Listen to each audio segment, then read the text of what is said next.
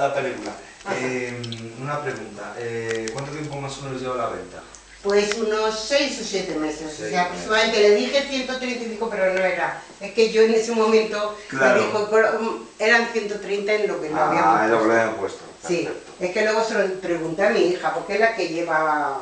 Perfecto. Digo, Marta, digo, ¿cuánto lo habíamos puesto? Dice, 130, digo, pues lo dije en 135, me parece. Bueno, Digo, 5.000 euros de arriba. No, pero bueno, pero sí. que era mucha diferencia de... Claro. Lo que pasa es que eso, que viendo más o menos la cosa, digo, bueno, pues Claro. lo bajamos un poco ¿Y que ha recibido ofertas de gente? Sí, y por nuestra cuenta Ujú. ha habido un chico a punto, lo que pasa es que no le No financiado. le daban el banco.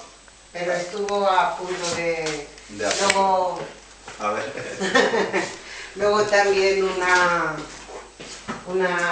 señora para su hijo, o sea que Sí, que... sí, o sea, la casa está muy bien. Nosotros justamente, como le explicó mi compañero Luz, a través de él y de contactos que tenemos nosotros en París, pues tenemos inversores que lo que...